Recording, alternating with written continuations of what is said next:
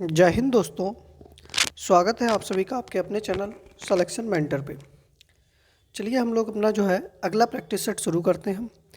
देखिएगा, जिनका भी एसएससी एमटीएस का एग्ज़ाम है, होली वगैरह जो है उस पर कम समय आप लोग व्यतीत करें अगर नौकरी चाहिए है। ठीक है, अगर नौकरी नहीं चाहिए है तो आप बढ़िया फिर होली खेलिएगा, 2-4 दिन होली खेलिएगा, खूब होली मिलन समारोह करिएगा, कोई समस्या नहीं है। लेकिन अगर आपको नौकरी चाहिए है तो थोड़ा सा आप लोगों को इस साल इस त्यौहार को थोड़ा सा कम रखिएगा और अच्छे से मेहनत कर लीजिएगा। हो सकता हो अगली बार सरकारी वाली होली आपको देखने को मिले। ठीक है, तो भैया निवेदन है, अच्छे से पढ़िएगा। एक बार आप लोग वीडियो को शेयर कर दीजिएगा। देखिएगा, कल मैंने आप लोगों को प्रैक्टिस सेट कराया था पूरा रिवीजन। जिसने भी नहीं किया है उस क्लास को ज़रूर कर लीजिएगा, क्योंकि 40-45 मिनट में लगभग आपको बहुत सारे क्वेश्चन मैंने कराए हैं एक साथ, बहुत जल्दी जल्दी में जितना मैंने पढ़ाया था। तो कोशिश करिएगा उस क्लास को आप लोग जो है एक बार से ज़रूर देख लीजिएगा। ठीक है, बाकी पीडीएफ के लिए जो है आप लोग टेलीग्राम ग्रुप से जुड़ जाइएगा, लिंक आप लोगों को डिस्क्रिप्शन बॉक्स में मिल जाएगा। बढ़ते हैं। पहला प्रश्न है कि केन्या के राष्ट्रपति कौन है? Gustavo Petro, Hassan Sheikh Mohamud, William Ruto या ग्रेवियल बॉरिक फंड? बताइएगा कि केन्या के राष्ट्रपति कौन है।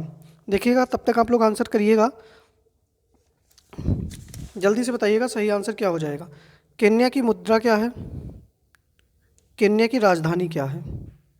इसको भी आप लोग बताइएगा। तो देखिएगा, केन्या की राजधानी है नैरोबी। क्या है? नैरोबी है। और मुद्रा है यहाँ की शिलिंग। क्या है? शिलिंग मुद्रा है। और यहाँ के जो राष्ट्रपति हैं उनका नाम है विलियम रूटो। क्या नाम है? विलियम रूटो है। देखिएगा, गुस्तावो पेट्रो जो हैं वह कोलंबिया के राष्ट्रपति हैं।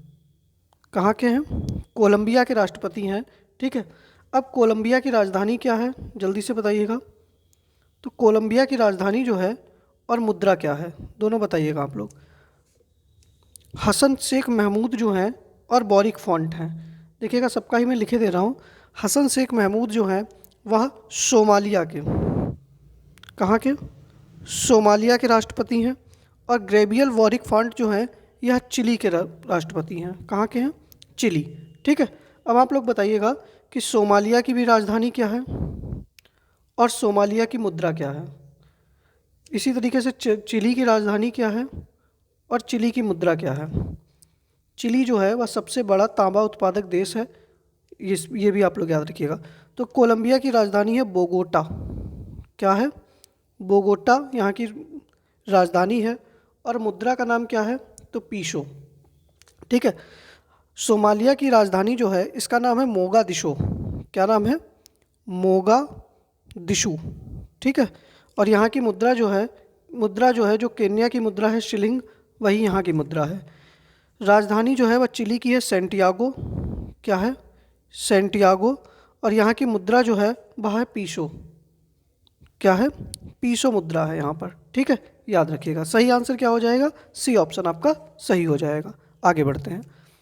दूसरा प्रश्न है कि राष्ट्रीय सुरक्षा दिवस कब मनाया जाता है? 1 मार्च, 3 मार्च, 4 मार्च या 28 फरवरी? बताइएगा सही आंसर क्या हो जाएगा। देखिएगा, राष्ट्रीय सुरक्षा दिवस जो है वह 4 मार्च को मनाया जाता है। कब? 4 मार्च को मनाया जाता है। और इस बार की थीम क्या है? राष्ट्रीय सुरक्षा दिवस की थीम क्या है? तो लिखिएगा, हमारा उद्देश्य शून्य नुकसान। क्या है? हमारा उद्देश्य शून्य नुकसान। क्या है? हमारा उद्देश्य शून्य नुकसान। ठीक है, यह इसका क्या है? थीम है। अच्छा, आपसे प्रश्न बन सकता है कि राष्ट्रीय सुरक्षा सप्ताह, ठीक है, वर्ष 2023 में राष्ट्रीय सुरक्षा सप्ताह कब से कब तक मनाया जाएगा? तो देखिएगा, 4 मार्च से 10 मार्च तक। 4 मार्च से 10 मार्च तक क्या होगा? राष्ट्रीय सुरक्षा सप्ताह रहेगा। और यह देखो, राष्ट्रीय सुरक्षा दिवस किसके द्वारा मनाया जाता है? तो राष्ट्रीय सुरक्षा परिषद द्वारा। किसके द्वारा मनाया जाता है? राष्ट्रीय सुरक्षा परिषद द्वारा। इसको भी आप लोग याद रखिएगा। और राष्ट्रीय सुरक्षा परिषद की स्थापना कब होती है ये भी बताइएगा। तो राष्ट्रीय सुरक्षा परिषद की स्थापना होती है 4 मार्च 1966 को। ठीक है, याद रखिएगा। अब देखिएगा, इसके बाद में क्या है कि हम लोग जो है वो विश्व वन्य जीव दिवस लिख लीजिएगा, विश्व वन्य जीव दिवस। तो विश्व वन्य जीव दिवस जो है वह कब मनाते हैं? तो 3 मार्च को। कब मनाते हैं भैया? 3 मार्च को मनाते हैं। और इस बार की थीम क्या थी? तो वन्य जीव संरक्षण के लिए क्या थी? वन्य जीव संरक्षण के लिए साझेदारी। वन्य जीव संरक्षण के लिए साझेदारी, या क्या थी इसकी थीम थी, याद रखना, ठीक है। अच्छा, इसी के साथ में क्या होता है? वन्य जीव संरक्षण अधिनियम कब आता है? बताइएगा। वन्य जीव संरक्षण अधिनियम,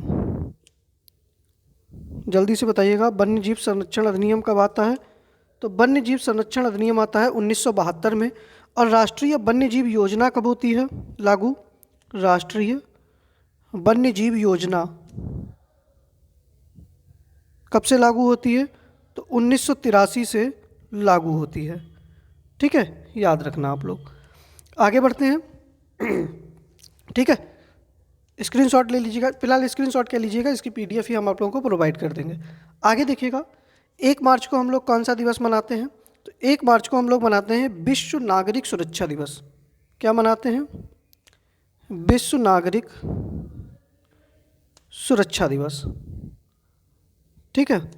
इसके साथ में हम लोग क्या मनाते हैं 1 मार्च को? 1 मार्च को हम लोग और एक दिवस मनाते हैं जिसका नाम है शून्य भेदभाव दिवस। क्या है? शून्य भेदभाव दिवस, ठीक है। 3 मार्च को हम लोग क्या मनाते हैं? मैंने अभी बताया था कि विश्व वन्यजीव दिवस मनाते हैं, साथ में विश्व श्रवण दिवस मनाते हैं। क्या मनाते हैं? विश्व श्रवण दिवस मनाते हैं। राष्ट्रीय सुरक्षा दिवस 4 मार्च को मनाते हैं। और देखिएगा 28 फरवरी को हम लोग क्या मनाते हैं? तो राष्ट्रीय विज्ञान दिवस मनाते हैं। क्या मनाते हैं भैया? राष्ट्रीय विज्ञान दिवस मनाते हैं, ठीक है। चलिए, विश्व श्रवण दिवस जो थी इसकी थीम क्या थी 2023 की? अगर याद हो, राष्ट्रीय विज्ञान दिवस की तो मैं आपको बताया था। देखिएगा, इसकी थीम थी सभी के लिए कान। क्या थी? सभी के लिए कान और श्रवण देखभाल।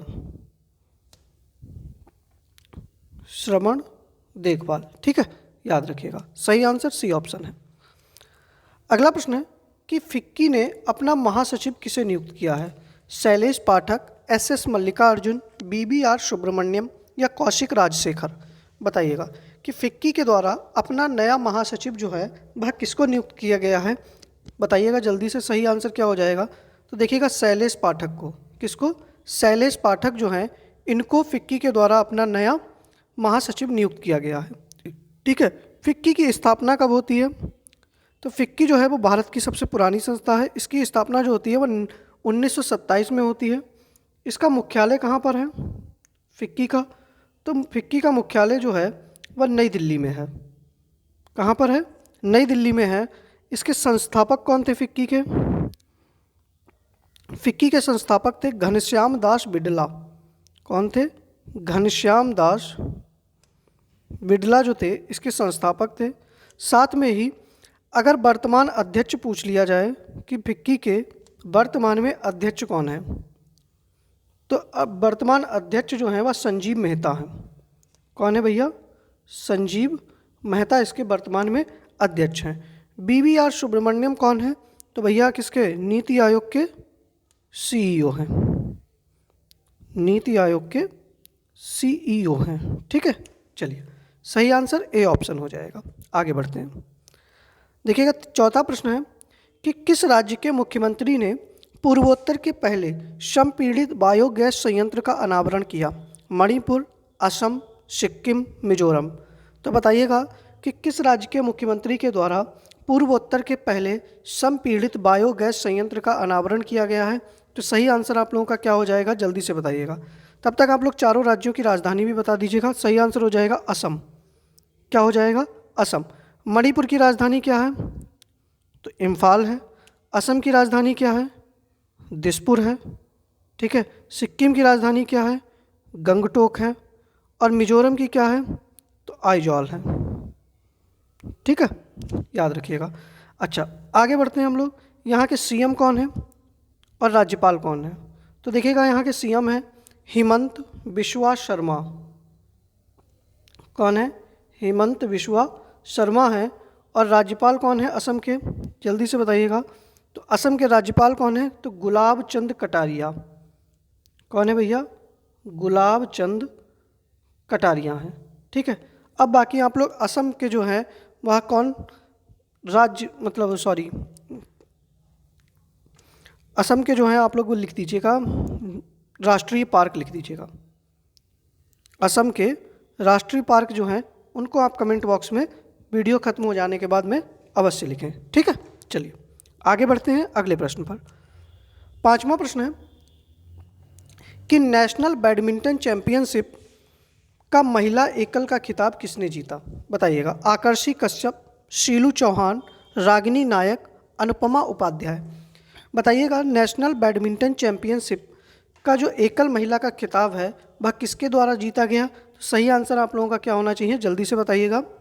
देखिएगा। और बाकी अगर वीडियो पसंद आ रही है तो वीडियो को लाइक भी करिएगा आप लोग। और डिटेल वगैरह में इतने प्रश्न आपको मैं दे रहा हूँ तो भाई वीडियो को शेयर भी कर दीजिएगा। तो सही आंसर हो जाएगा अनुपमा उपाध्याय। कौन हो जाएंगी? अनुपमा उपाध्याय ने आकर्षी कश्यप को, किसको? आकर्षी कश्यप को हराकर नेशनल बैडमिंटन चैंपियनशिप को जीत लिया है। ठीक है। अनुपमा उपाध्याय के साथ में और कौन था? तो मिथुन मंजूनाथ। कौन था? मिथुन मंजूनाथ। ठीक है, इनको भी आप लोग साथ में याद रखिएगा। अच्छा, इस नेशनल बैडमिंटन चैंपियनशिप का आयोजन कहाँ पर हो रहा था? तो इसका आयोजन जो था वह पुणे में हो रहा था। कहाँ पर? पुणे में हो रहा था। ठीक है। अब अगर आपसे प्रश्न पूछ लिया जाए कि भारतीय बैडमिंटन संघ, क्या पूछ लिया जाए? भारतीय बैडमिंटन संघ के अध्यक्ष कौन है और इसका मुख्यालय कहाँ है?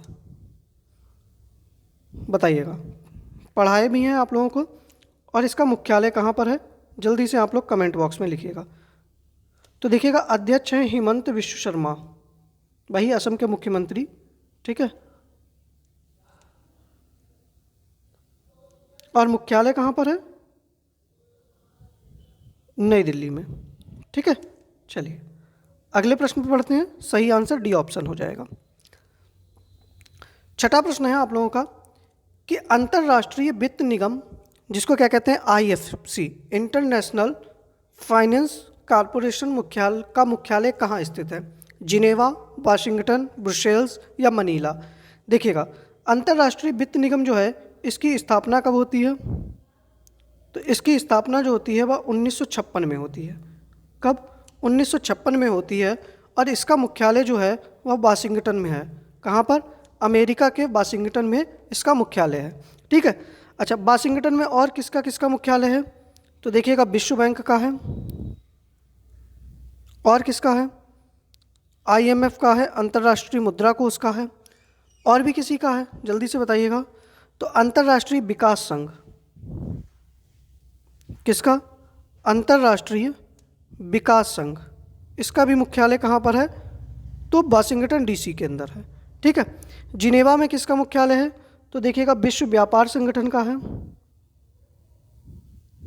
किसका है? विश्व व्यापार संगठन का है। और किसका है? तो विश्व स्वास्थ्य संगठन का है।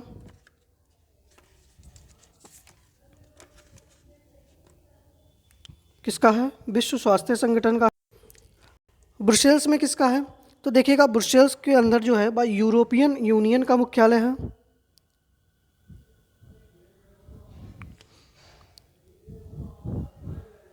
किसका है? यूरोपीय यूनियन का है। और साथ में किसका है? तो नाटो का भी हेडक्वार्टर कहाँ पर है? तो ब्रुसेल्स बेल्जियम में है। मनीला में किसका है? तो एशियन डेवलपमेंट बैंक ADB का मुख्यालय है। कहाँ पर? तो मनीला में। और इस ADB की स्थापना कब होती है? 1966 के। कब होती है? 1966 में होती है। ठीक है, चलिए आगे बढ़ते हैं अगले प्रश्न पर। 7वां प्रश्न है कि पर्यावरण की रक्षा एवं वन और वन्य जीवों की रक्षा करना निम्न में से किस अनुच्छेद में वर्णित है? अनुच्छेद 48A, अनुच्छेद 49, अनुच्छेद 50 या अनुच्छेद 51? बताइएगा सही आंसर आप लोगों का क्या हो जाएगा। कि पर्यावरण की रक्षा एवं वन और वन्य जीवों की रक्षा जो है वह किस अनुच्छेद में वर्णित है? तो सही आंसर हो जाएगा अनुच्छेद 48A में। किस में है? अनुच्छेद 48A में है। और यह क्या है? तो राज्य के नीति निर्देशक तत्व हैं। क्या है ये? राज्य के नीति निर्देशक तत्व हैं।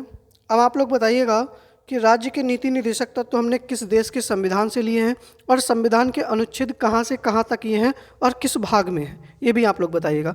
अनुच्छेद 49 में क्या है? तो कार्यपालिका का न्यायपालिका से पृथक्करण। ठीक है, पृथक्करण मतलब अलग होना। 50 में क्या है? माफ़ी चाहते हैं, अनुच्छेद 50 में है कार्यपालिका का न्यायपालिका से पृथक्करण। और 49 में क्या है? तो ऐतिहासिक महत्व के स्मारकों की रक्षा। ऐतिहासिक महत्व के स्मारकों की रक्षा। ठीक है, यह किस में है? तो यह देखिएगा अनुच्छेद 49 में है, मैं यहाँ लिखे दे रहा हूँ, आप लोग कन्फ्यूज मत हो। ठीक है, और ये कहाँ पर है? कार्यपालिका का न्यायपालिका से पृथक्करण, तो यह अनुच्छेद 50 में है। ठीक है, अनुच्छेद 51 में क्या है? तो अंतर्राष्ट्रीय शांति एवं सुरक्षा। क्या है? अंतर्राष्ट्रीय शांति एवं सुरक्षा। भारत की विदेश नीति जो है वह अनुच्छेद 51 के अंदर है। ठीक है, अच्छा, मैंने अभी आपसे पूछा कि राज्य के नीति निर्देशक तत्व हमने कहाँ से लिए हैं? तो आयरलैंड के संविधान से लिए हैं। कहाँ से लिए हैं? आयरलैंड से लिए हैं। कहाँ पर है? भाग 4 में है। अनुच्छेद 36 से कहाँ तक है? 51 तक। ठीक है, याद रखना आप लोग। चलिए आगे बढ़ते हैं अगले प्रश्न पर। अगला प्रश्न है कि फीफा विश्व कप 2022 किस देश ने जीता? चलिए बताइएगा। France, Argentina, England, Uruguay. बताइएगा फीफा विश्व कप 2022 जो है वह किस देश के द्वारा जीता गया? तो सही आंसर आप लोगों का क्या हो जाएगा? जल्दी से बताइएगा।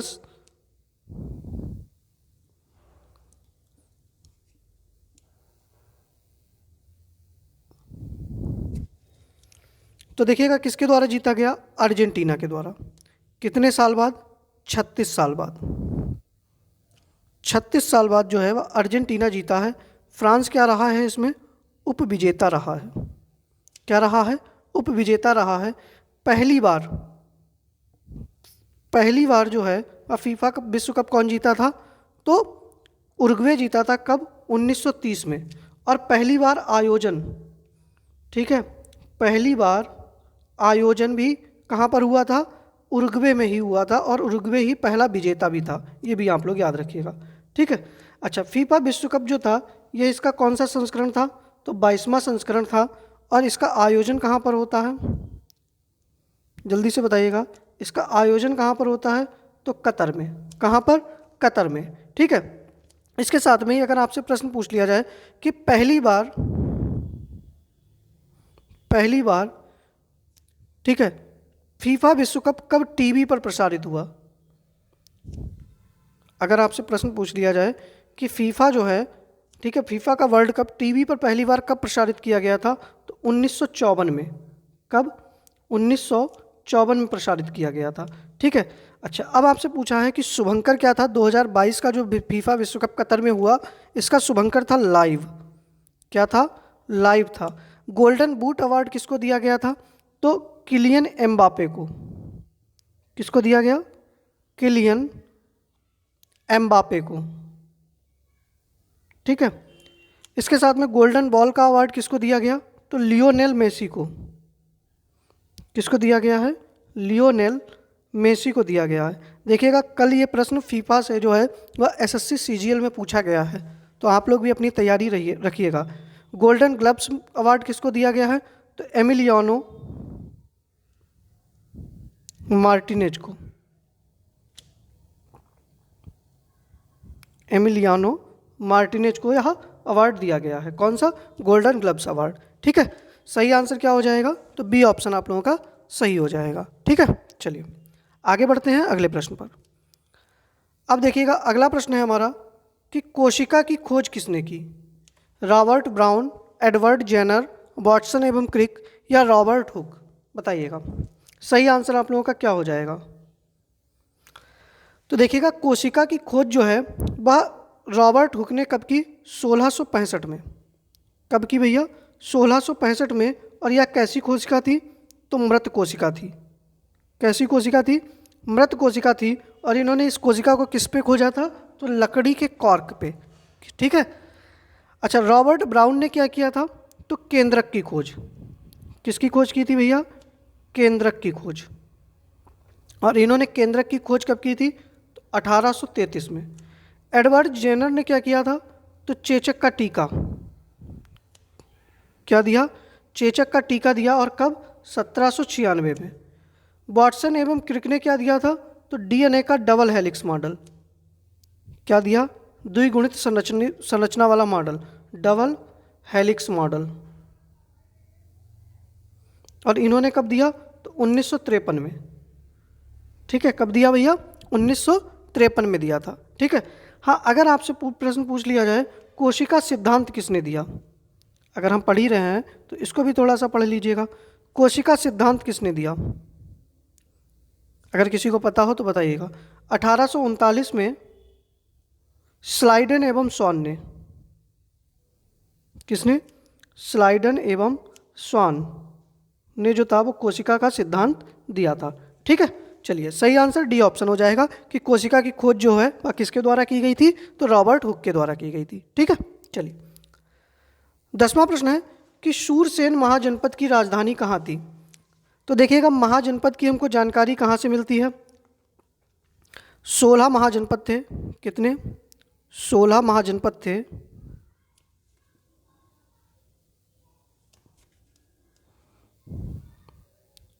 16 महाजनपद थे जिनका हमको बौद्ध धर्म अंगुत्तर निकाय, किससे? बौद्ध धर्म कौन सा बौद्ध ग्रंथ था? अंगुत्तर निकाय। और जैन ग्रंथ था भगवती सूत्र। किससे? भगवती सूत्र। इससे हमको किसकी जानकारी मिलती है? तो 16 महाजनपदों की जानकारी मिलती है, जिनमें से शूरसेन महाजनपद जो था उसकी राजधानी क्या थी? मथुरा थी। क्या आंसर हो जाएगा? मथुरा थी। राजगृह किसकी राजधानी थी? तो मगध की राजधानी थी। किसकी? मगध की राजधानी राजगृह थी। हाटक किसकी राजधानी थी? तो कंबोज महाजनपद था। कौन सा था? कंबोज महाजनपद था। और अंग महाजनपद की राजधानी क्या थी? तो चंपा थी। ठीक है, चंपा चमेली। अच्छा, आगे देखिएगा, अगर आप लोगों को पता हो बताइएगा कि काशी महाजनपद जो था इसकी राजधानी कहाँ थी? कौशल महाजनपद की राजधानी कहाँ थी? यह भी प्रश्न कल जो है पूछा गया है आप लोगों से। इसके बाद में चेदी महाजनपद की राजधानी कहाँ थी? वत्स की कहाँ थी? कुरु की कहाँ थी? पांचाल। ठीक है, इसके साथ में मत्स्य महाजनपद की। किसकी? मत्स्य महाजनपद की। अस्मक महाजनपद की। 16 महाजनपद थे ना। अस्पक महाजनपद की। कंबोज की तो बता दिए हैं, मगध की भी बता दिए हैं। बज्जी की कहाँ थी? ठीक है, अवंती महाजनपद की कहाँ थी? गांधार की कहाँ थी? चलिए बताइएगा। मल्ल भी तो था, मल्ल बच गया है। हो गए 1 2 3 4 5 6 7 8 9 10 11 12 13 14 15 16। ठीक है, चलिए अगर आप लोगों को पता हो आंसर तो बताइएगा, नहीं पता है तो लिखिएगा। फिर देखिएगा, काशी महाजनपद की राजधानी थी वाराणसी। कहाँ थी? वाराणसी थी। कौशल महाजनपद की राजधानी थी श्रावस्ती। कहाँ थी? श्रावस्ती। जो चेदी महाजनपद था इसकी राजधानी थी सुक्तिमती। वत्स महाजनपद जो था इसकी राजधानी थी कौशाम्बी। कुरु महाजनपद की राजधानी थी इंद्रप्रस्थ। और वो जो पांचाल था, पांचाल की राजधानी थी अहिछत्र। और कभी कभी जो है कहीं कहीं अहिछत्र के अलावा काम्पल्ली भी लिखा हुआ मिलता है। ठीक है, बज्जी जो था इसकी राजधानी थी वैशाली। क्या थी? वैशाली थी। अवंती महाजनपद जो था इसकी राजधानी थी उज्जैनी या महेशमती। ठीक है, गांधार महाजनपद जो था इसकी राजधानी थी तक्षशिला। क्या थी?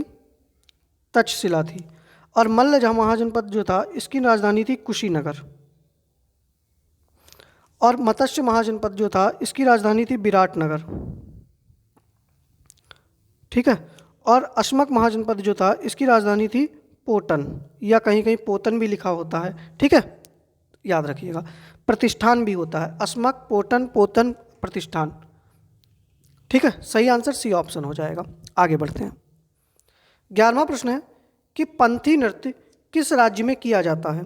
हिमाचल प्रदेश, छत्तीसगढ़, कर्नाटक, गुजरात, बताइएगा। तो देखिएगा, पंथी नृत्य जो है वह सतनामी संप्रदाय के द्वारा किया जाता है। किसके द्वारा? सतनामी संप्रदाय के द्वारा किया जाता है। और कहाँ पर? छत्तीसगढ़ के अंदर। कहाँ पर होता है? छत्तीसगढ़ में होता है। छत्तीसगढ़ के अंदर ही टपाली होता है। कौन सा होता है? टपाली नृत्य होता है। पंडवानी नृत्य होता है जो कि महाभारत के समय किया जाता है। शुआ नृत्य होता है। गेंडी नृत्य होता है, ठीक है, याद रखिएगा आप लोग। इसके साथ में ही हिमाचल प्रदेश में कौन से होते हैं? तो देखिएगा, एक होता है डांगी नृत्य होता है, एक छम नृत्य होता है, एक थोड़ा नृत्य होता है, एक राक्षस नृत्य होता है। इसके साथ में ही आप लोगों का जो कर्नाटक है, कर्नाटक में यक्षगान होता है। कौन सा होता है? यक्षगान होता है। पारिजात होता है, ठीक है, डोलू होता है, और कौन सा? कुनिथा होता है, और बेलोटा होता है, ठीक है। गुजरात में कौन कौन से होते हैं जल्दी से आप लोग कमेंट बॉक्स में बताइएगा। तो देखिएगा, भवई होता है, गरबा होता है, डांडिया होता है, ठीक है, टिप्पानी होता है, और जुरीथुन होता है। याद रखिएगा आप लोग। सही आंसर बी ऑप्शन हो जाएगा, ठीक है। चलिए, 12वां प्रश्न है कि अंबेडकर अ लाइफ पुस्तक के लेखक कौन है? माधव राव, तमल बंदोपाध्याय, साइमन सेवेग, या शशि थरूर, बताइएगा। तो देखिएगा, अंबेडकर अ लाइफ पुस्तक के लेखक हैं शशि थरूर। कौन है? शशि थरूर हैं। इन्होंने ही द ग्रेट इंडियन नॉवेल लिखी है। एक इनकी और पुस्तक है द ग्रेट इंडियन नॉवेल, बहुत फेमस है, इनसे प्रश्न जो है वो बनता ही रहता है। माधव राव जो हैं, इन्होंने लिखी थी ब्रेकिंग बैरियर। कौन सा है? Breaking barrier. तमल बंदोपाध्याय हैं, इन्होंने लिखी है रोलर कोस्टर। कौन सी है? Roller coaster. और साइमन सेवेग जो हैं, इनके द्वारा लिखी गई है the world a family history. ये सारे जो हैं उपन्यास हैं, ठीक है, अ फैमिली हिस्ट्री। आगे बढ़ते हैं। सही आंसर डी ऑप्शन हो जाएगा। अगला प्रश्न है कि हॉकी का जन्मदाता देश किसको कहा जाता है? भारत, अमेरिका, इंग्लैंड, स्कॉटलैंड, बताइएगा। सही आंसर आप लोगों का क्या होना चाहिए कि हॉकी का जन्मदाता देश जो है वह किसको कहा जाता है? तो सही आंसर हो जाएगा आप लोगों का कौन सा? जल्दी से बताइएगा, कमेंट करिएगा। अगर लाइक नहीं किए हैं अभी तक तो भैया वीडियो को लाइक कर दीजिएगा। तो हॉकी का जन्मदाता देश जो है वह इंग्लैंड को कहा जाता है। किसको? इंग्लैंड को कहा जाता है। भारत किसका है जन्मदाता? तो भारत शतरंज का जन्मदाता है, साथ में ही पोलो का जन्मदाता है। किसका है? पोलो का। पोलो जो है वो भारत के मणिपुर जिले से, मणिपुर राज्य से जो है इसका उद्भव हुआ है, ठीक है। अमेरिका जो है वह वॉलीबॉल का है। किसका है? वॉलीबॉल का जन्मदाता है। इसके साथ में ही बास्केटबॉल का है और बेसबॉल का है, ठीक है। आप लोगों का इंग्लैंड जो है, इंग्लैंड फुटबॉल का भी जन्मदाता है। हॉकी का तो है ही है, फुटबॉल का भी है, क्रिकेट का भी है, टेबल टेनिस का भी है, बैडमिंटन का भी है, ठीक है। इतने सारे खेल का जन्मदाता कौन है? तो इंग्लैंड है। स्कॉटलैंड जो है वह आधुनिक गोल्फ का, किसका? आधुनिक गोल्फ का जन्मदाता है, ठीक है। इसको भी आप लोग याद रखिएगा। आगे बढ़ते हैं। सही आंसर सी ऑप्शन हो जाएगा। 14वां प्रश्न है कि बरेही पानी जलप्रपात भारत के किस राज्य में स्थित है? उड़ीसा, तमिलनाडु, कर्नाटक, मध्य प्रदेश, बताइएगा। सही आंसर क्या हो जाएगा? कि बरेही पानी जलप्रपात जो है वह भारत के किस राज्य में स्थित है। देखिएगा, जो बरेही पानी जलप्रपात है ये पहली बात तो किस में है, तो सिमलीपाल राष्ट्रीय उद्यान में है। अब तो आप लोग बता दीजिएगा कहाँ पर है, सिमलीपाल राष्ट्रीय उद्यान में यह जो है, ठीक है, किस में है, सिमलीपाल राष्ट्रीय उद्यान में है। कहाँ पर, उड़ीसा के अंदर। ठीक है, कहाँ पर है भैया, उड़ीसा में है। और उड़ीसा में एक और जलप्रपात है जिसका क्या नाम है, दुदुमा जलप्रपात। कौन सा है, दुदुमा जलप्रपात जो है वो कहाँ पर है, तो उड़ीसा में है। तमिलनाडु में कौन सा जलप्रपात है, तो एक पायकारा जलप्रपात है। कौन सा है, पायकारा जलप्रपात है। कर्नाटक के अंदर कौन सा है, तो कुंचिकुल है, जो कि भारत का सबसे ऊंचा जलप्रपात है। कौन सा है, कुंचिकल जलप्रपात भारत का सबसे ऊंचा है। यहीं पर शिवसमुद्रम है। कौन सा है, शिवसमुद्रम है। गोकक जलप्रपात भी कहाँ पर है, तो कर्नाटक में है। एक यहीं पर मेकेदातु भी जलप्रपात है। कौन सा है, मेकेदातु भी है। अब देखिएगा, मध्य प्रदेश में बहुत से जलप्रपात हैं, वो उस दिन मैंने बताए थे, आप लोगों को कमेंट बॉक्स में लिखने हैं, जल्दी से लिखिएगा। मध्य प्रदेश के जलप्रपातों का नाम लिखिएगा आप लोग जल्दी से, कौन कौन से हैं, आप लोग मध्य प्रदेश के जलप्रपातों का नाम लिखिएगा जल्दी से। आगे बढ़ते हैं। 15वां प्रश्न है कि इमली का वैज्ञानिक नाम है। हाँ, क्या हो जाएगा, धुआंधार जलप्रपात है, कपिलधारा जलप्रपात है, ये सब कहाँ पर है, तो मध्य प्रदेश में है। ठीक है, किस पर है, तो नर्मदा नदी पर है। आगे देखिएगा, इमली का वैज्ञानिक नाम क्या है, जल्दी से बताइएगा।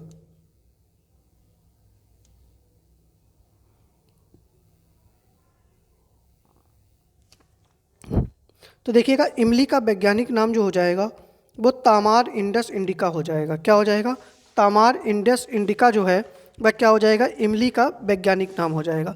देखिएगा, कुसुमियस सैटिवस जो है यह खीरा का वैज्ञानिक नाम है। किसका, खीरा का वैज्ञानिक नाम है। गैसीपियम जो है यह कपास का वैज्ञानिक नाम है। किसका है, कपास का वैज्ञानिक नाम है। और ट्रिटिकम एस्टीबियम जो है यह गेहूं का वैज्ञानिक नाम है। किसका है भैया, गेहूं का वैज्ञानिक नाम है। ठीक है, कुछ और वैज्ञानिक नाम है, ये यहाँ पर देख लीजिएगा, बताइएगा आप लोग। हल्दी का वैज्ञानिक नाम क्या है, तो देखिएगा, अच्छा ये प्रश्न जो है आप लोगों के लिए होमवर्क है।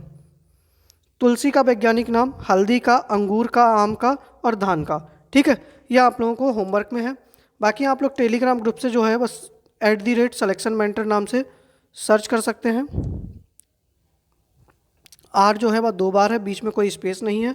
यहाँ से आप लोग जो है PDF प्राप्त करने के लिए टेलीग्राम से जुड़ सकते हैं। ठीक है,